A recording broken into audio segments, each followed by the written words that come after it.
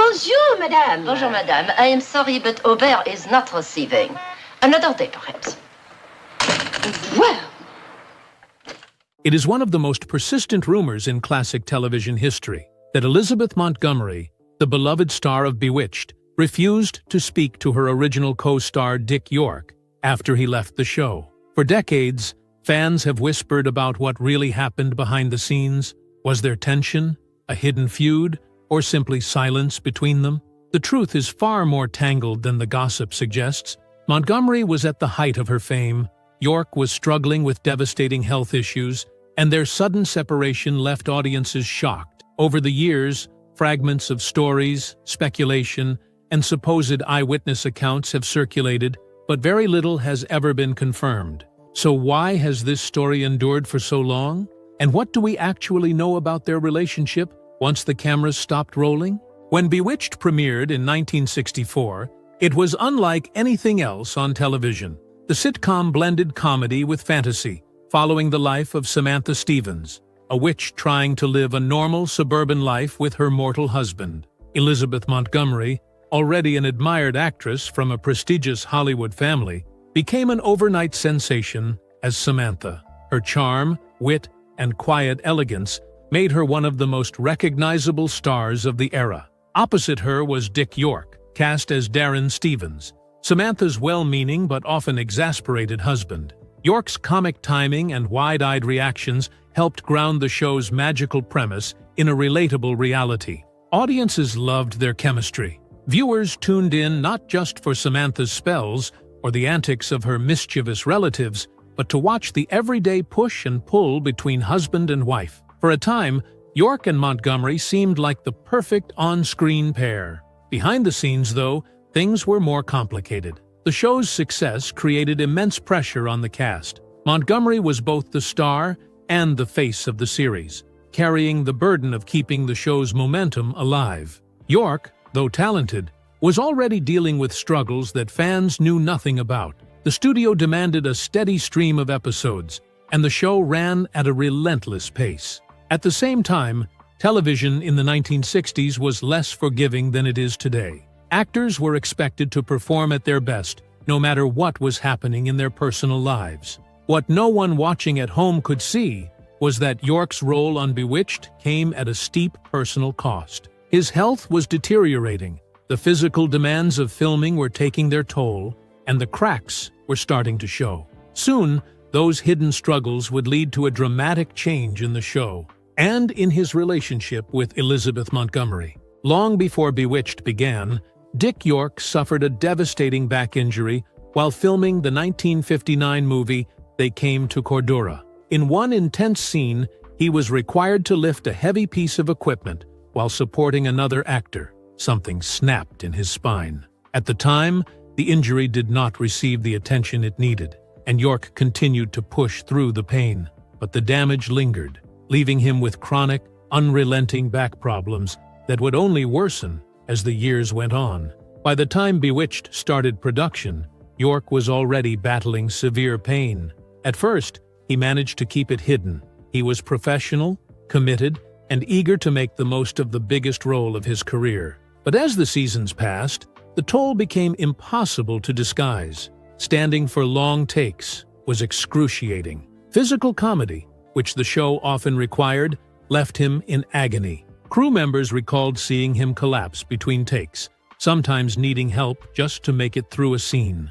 The production schedule offered little mercy. Bewitched churned out episodes one after another, with little downtime. York's reliance on medication grew, and so did the strain on his body. He was often dizzy, lightheaded, or simply unable to function at full strength. Co-stars and crew reportedly admired his determination, but could not ignore how fragile he was becoming. Still, the show had to go on, and York pushed himself until his body finally gave out.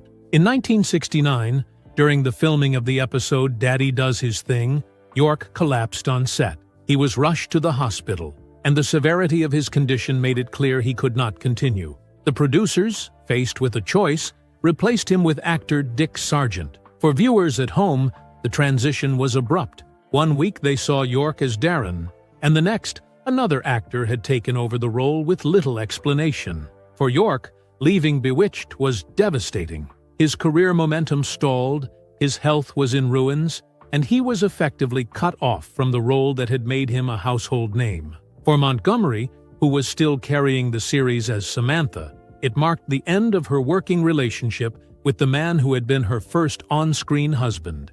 And it was in this silence, after York's departure, that the rumors about their fractured relationship began to take shape. When Dick York vanished from Bewitched without so much as a farewell scene, the audience was stunned. One week he was there, bickering sweetly with Samantha, and the next he was gone, replaced with little explanation.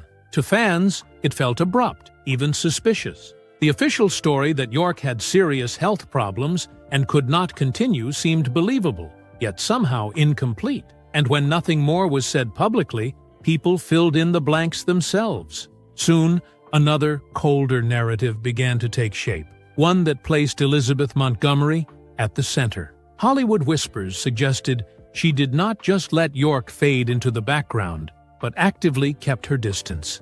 According to these stories, Montgomery never reached out to him after he left, never visited, never even sent a kind word. Some insiders claimed she found him difficult to work with, that his constant pain and absences slowed production, and that she lost patience with him as the pressure to keep the show alive intensified. Others went further, suggesting York's admiration for her crossed into something more personal, an almost schoolboy crush that made her uncomfortable. If that rumor was true, it could have added a quiet but unspoken strain to their working relationship.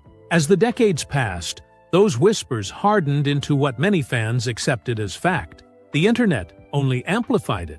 IMDb trivia notes repeated the idea that Montgomery preferred Dick Sargent, York's replacement, and that she never once contacted York after his departure. Fan forums debated the story endlessly, each retelling sharpening the edges of the supposed feud.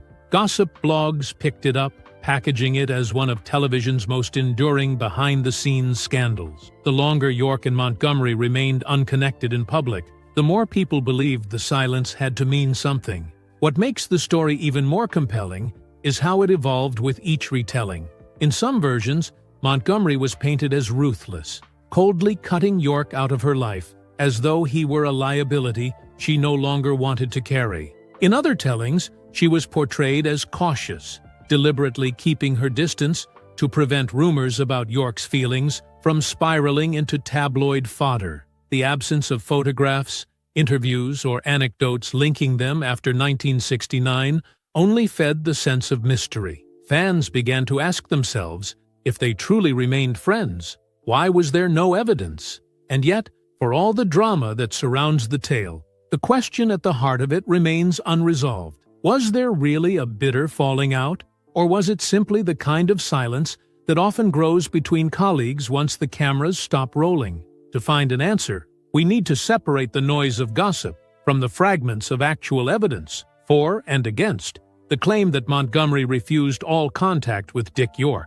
The most frequently repeated evidence for a feud is surprisingly flimsy. It is not a direct quote from Elizabeth Montgomery, or even a recollection from someone close to her. Instead, it is a single line that has been copied and pasted through trivia pages, gossip magazines, and internet forums that Montgomery never checked on Dick York after he left Bewitched. For people already inclined to believe in tension between the two, that simple statement feels like confirmation. To them, it is proof that she was finished with him the moment he walked off set. Some supporters of this theory go further, insisting she preferred working with Dick Sargent, York's replacement, and that her silence was a deliberate way of closing a chapter she never wanted to revisit. But the closer you look, the shakier that claim becomes. Elizabeth Montgomery never went on record saying she disliked York. She never gave an interview in which she criticized him, nor did she hint at any kind of grudge.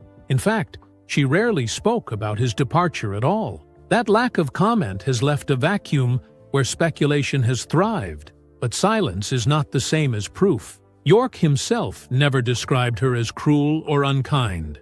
In his later interviews and in his autobiography, he was brutally honest about his own struggles, the accident that shattered his back, the daily agony of filming, and his dependence on painkillers that nearly destroyed him. What is telling is what he left out: bitterness toward Elizabeth Montgomery. He never accused her of abandoning him, never painted her as an enemy, and never suggested she bore him ill will.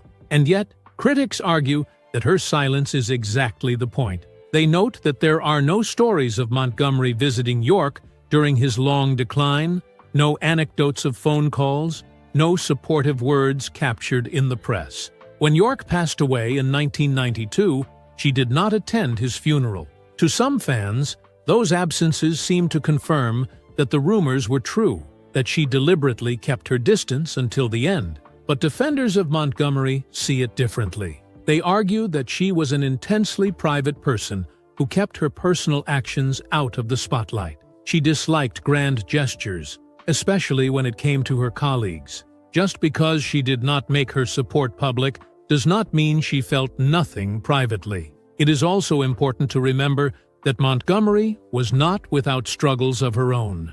She went through multiple marriages, navigated the relentless attention that came with being a television icon, and later faced her own health battles. In such circumstances, maintaining contact with a former co-star, particularly one who had disappeared from Hollywood, may not have been a priority, no matter how much she may have cared. The truth, then, sits in a gray area. The claims are easy to repeat because they feel dramatic, but they remain frustratingly hard to prove. There is no hard evidence, only silence. And silence can mean many things. Was it indifference? Was it self-protection? Or was it simply two people living very different lives after a shared chapter had ended? That puzzle, built on rumor and absence more than fact, is what makes the story so fascinating.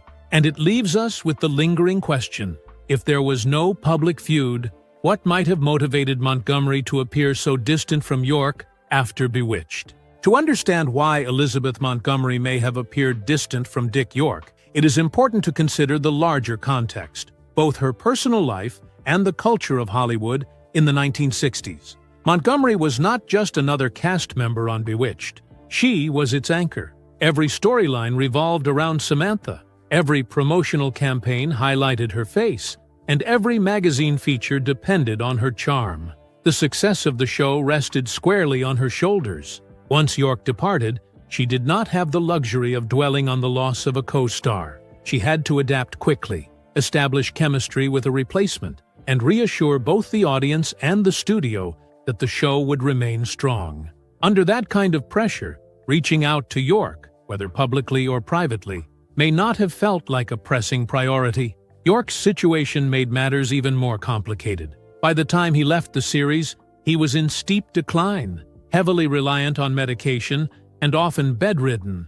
His health struggles were well known to those on set, but in an era when conversations about chronic illness, dependency, or mental strain were still taboo, such issues were often kept behind closed doors. Producers may have advised Montgomery to keep her distance, not out of malice, but as part of the effort to ensure the show's image stayed untarnished. Silence, in that cultural moment, was the path of least resistance, especially for a star whose reputation was constantly under scrutiny. Then there is the personal layer, the speculation that York developed feelings for Montgomery that stretched beyond their working relationship. Some accounts frame it as an innocent crush, others as something that made her uncomfortable. Even if it was never acted upon, even if it remained nothing more than quiet admiration, such dynamics can create subtle tensions. Montgomery, known for fiercely guarding her private life, may have chosen distance as a way to protect herself from rumors. In a world where one careless headline could spiral into scandal, she preferred to control the narrative by saying nothing at all. Meanwhile, Montgomery's own life was far from stable.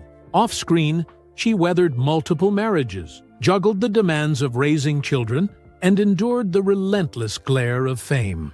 Later, she faced her own health battles. Within that whirlwind, maintaining a relationship with a former co-star, especially one who had largely retreated from Hollywood, may not have been high on her list of concerns.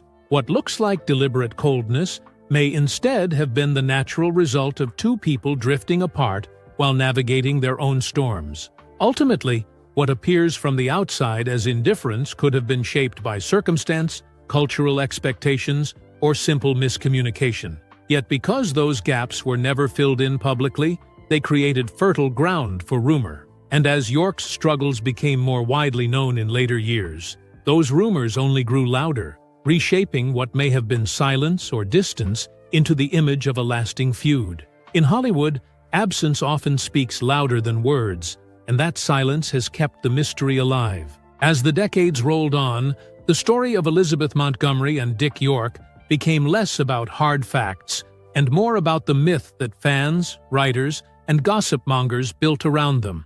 In the absence of concrete evidence, speculation filled the void. Today, on message boards, fan forums, and social media pages dedicated to classic television, the debate is still alive. Did Montgomery truly cut all ties with York, or was this just another Hollywood tale exaggerated with time? Some participants insist she never spoke to him again, while others argue those claims are wildly overstated or outright invented. One of the most persistent stories is that Montgomery, despite the public silence, secretly visited York in his final years when he was bedridden, nearly penniless, and far removed from the spotlight. The image of television's glamorous witch offering quiet compassion to her struggling co-star is undeniably powerful. But when you look closer, the story unravels. There are no photographs, no written accounts, no credible witnesses who ever confirmed such a visit. Still,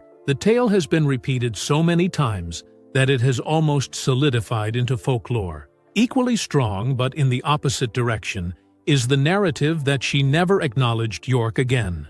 In this version, she is painted as aloof, even cold, turning her back on the man who helped launch Bewitched. She is described as refusing to speak of him, refusing to reach out, as though she had erased him from her memory. Both of these stories cannot be true, yet both persist, fed by the lack of verifiable facts. And because neither has been proven, nor fully debunked, fans have been free to pick whichever story suits their imagination of who Montgomery was. Adding more fuel to the fire are claims that York himself admitted to harboring an unspoken affection for his co-star. Some writers suggest his admiration for her created an awkward dynamic on set, one that she preferred to avoid once their professional ties were severed. In his autobiography and later interviews, York did speak warmly of Montgomery, praising her beauty, charm, and professionalism. Yet he never described their relationship as hostile. He never accused her of rejecting him, and he never suggested she treated him with cruelty. The distant colleague he described became, through the lens of gossip, a woman holding a lifelong grudge. Television historians and biographers have tried repeatedly to cut through the fog. Many point out how easily a Hollywood legend can grow out of a single offhand comment or misinterpreted anecdote. Once a claim finds its way into an online trivia entry or a syndicated article, it can be repeated endlessly, gradually gaining credibility simply through repetition. The idea that Montgomery refused to speak to York fits neatly into this pattern, a tantalizing story with just enough ambiguity to stick. And so we are left with two clear facts amid the noise.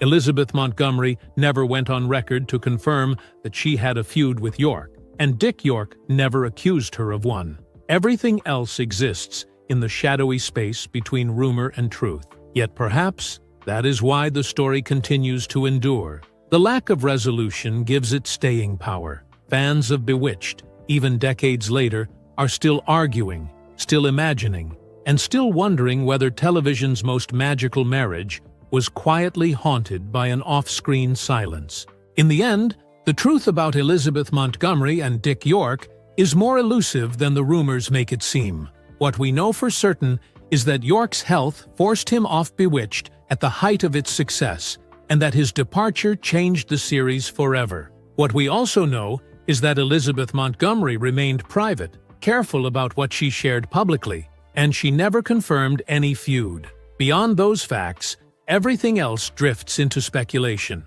Did she deliberately avoid him, or was it simply circumstance? Did York feel slighted, or did he quietly accept the distance? The evidence does not give us clear answers, but maybe that is why this story endures. Fans are drawn to the mystery, to the idea that there was more going on behind the polished sitcom smiles. It speaks to a larger truth about Hollywood, that the lives of actors are often far more complicated than the roles that make them famous. In Montgomery and York, we see two people caught between fame, health struggles, and the unforgiving nature of television production in the 1960s. Whether Montgomery refused to speak to York, or whether that was simply a story told too many times, their legacy is still tied together. On screen, they created one of television's most beloved couples. Off-screen, their silence, real or imagined, has kept audiences fascinated for more than half a century. If you enjoyed exploring the hidden story behind Bewitched, make sure to subscribe to the channel. There are plenty more untold stories, controversies, and mysteries from Hollywood's golden age waiting to be uncovered, and you will not want to miss what is coming next.